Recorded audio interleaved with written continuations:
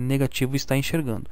Com isso, o eletrômetro ele acaba gravando uma onda de despolarização positiva. Por quê? Porque o observador é o eletrodo positivo e ele está observando uma área mais positiva. Com isso eu tenho uma onda positiva. Quando a célula está completamente despolarizada, ela volta àquela situação inicial, onde não existe atividade elétrica, mas agora a sua área externa está carregada negativamente, consequentemente seu interior está positivo.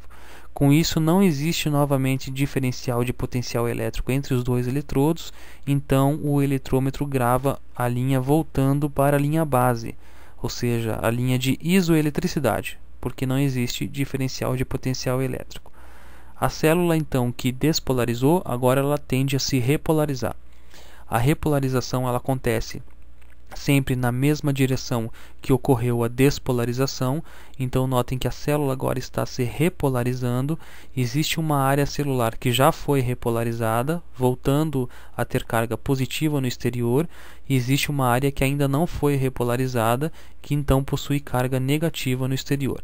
Com isso existe novamente um diferencial de potencial elétrico entre os dois eletrodos, e o eletrodo positivo agora, que é o observador, está observando uma área mais negativa do que a área que o eletrodo negativo está observando. Com isso, o eletrômetro grava então uma onda negativa ou uma onda para baixo, que voltará à linha base assim que a célula voltar a seu estado inicial de repouso ou totalmente repolarizada. Esses eventos aconteceram com uma única célula, uma célula isolada, mas eles também acontecem com um conjunto de células. Então aqui, por exemplo, nós temos 4 células musculares, e as quais as 2 primeiras células já se despolarizaram, cargas positivas agora no interior e negativa no exterior, e as outras 2 células na sequência ainda não se despolarizaram, por isso mantém cargas positivas no exterior. Este aqui é o nosso eletrodo agora positivo, que está observando, e então, como ele observa um diferencial de potencial elétrico entre as 2 primeiras células e as 2 posteriores células com cargas positivas, então ele vai gravar uma onda positiva no papel. Então, a mesma coisa que aconteceu com uma célula isolada, agora acontece com um conjunto celular. Assim que todas as células se despolarizam, eu tenho então uma situação que eu falei já anteriormente de isoeletricidade, não existe potencial elétrico entre os grupos celulares, então o observador não registra esse diferencial de potencial elétrico e a linha volta à linha base. Agora as células que estão despolarizadas, elas tendem a repolarizar, e como eu disse, a repolarização acontece no mesmo sentido que houve a despolarização. Então as 2 primeiras células estão agora repolarizadas, cargas positiva no exterior e negativa no interior, enquanto as outras 2 células ainda não estão, cargas negativa no exterior e positiva no interior. Com isso, o eletrodo positivo agora está observando uma área mais negativa quando comparada às outras 2 células, e marca e grava então uma onda para baixo, uma onda negativa. Então, como a mesma coisa aconteceu com uma célula isolada, acontece com um grupo celular. Então, esse é o eletrograma. O eletrocardiograma, ele é a gravação da atividade elétrica do coração como um todo. O coração funcionando como se fosse uma única célula, por isso que ele tem algumas particularidades. Então, o que é o eletrograma e o eletrocardiograma? A atividade elétrica verdadeira do coração pode ser considerada como a quantidade produzida pela massa de células musculares associadas. Com isso, então, eu tenho que o eletrocardiograma ele pode ser considerado como um eletrograma, onde o coração é estudado como um conjunto único de células. E isso é possível, como Augustus de Waller já havia descoberto, que a atividade elétrica total pode ser determinada em um ponto externo e resumida a uma única força. Ou seja, eu posso gravar a atividade elétrica do coração através da superfície corpórea. Essa é a teoria da hipótese dipolar. Então é uma teoria que chama-se hipótese dipolar.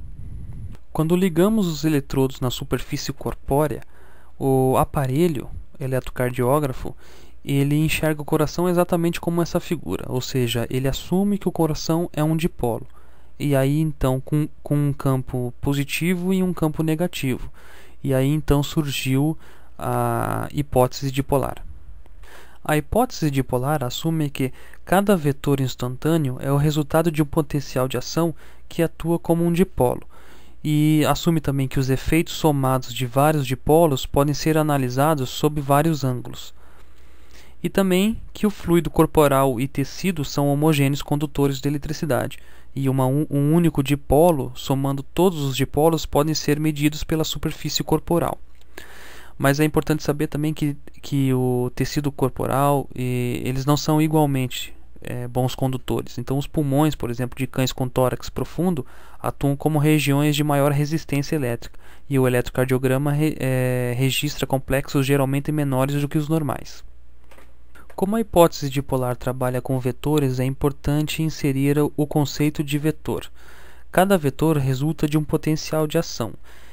Forças elétricas são representadas por vetores, onde a magnitude é representada pelo tamanho de uma flecha, a qual a direção e polaridade são representadas pela cabeça dessa flecha. Então, o termo vetor cardíaco significa todas as forças elétricas do ciclo cardíaco. A maioria dos potenciais são cancelados por forças opostas, então resultando em um único vetor, que foi o que eu comentei anteriormente, o que a hipótese dipolar assumia. Com isso, nós temos os principais vetores cardíacos, que é o vetor da onda P, que representa a despolarização atrial. O complexo QRS é o principal vetor da despolarização ventricular, e a onda T é o principal vetor da repolarização ventricular.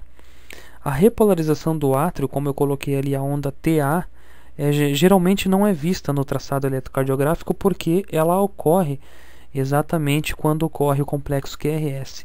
E o vetor principal do complexo QRS acaba anulando o vetor da onda TA. Então, como eu disse, existe um vetor principal, ele acaba sendo anulado por outros vetores, então resultando em um único vetor. Por isso que nós temos a representação gráfica de ondas únicas.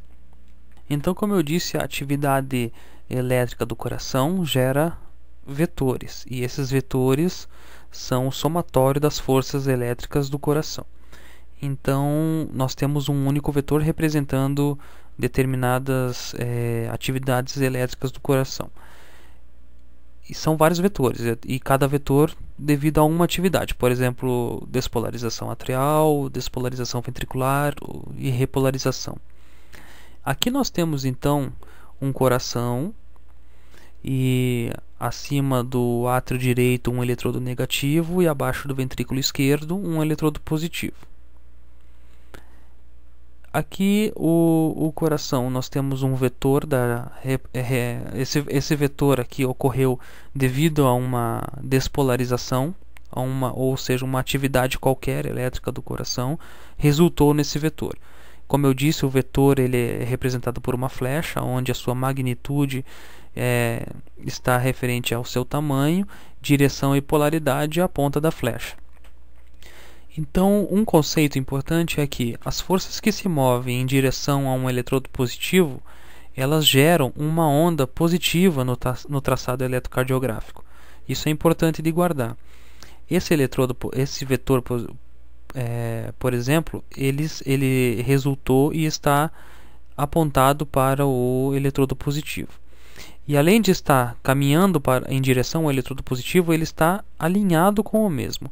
Então eu tenho a representação gráfica de uma onda positiva, e a magnitude dela ela está referente ao quão alinhado esse vetor está do eletrodo positivo. Quanto mais alinhado ele estiver, maior vai ser a magnitude da onda. Aqui eu tenho um exemplo de um vetor que ele está caminhando em direção ao eletrodo positivo, mas não totalmente alinhado com o mesmo. Então eu tenho ainda uma onda positiva sendo registrada no traçado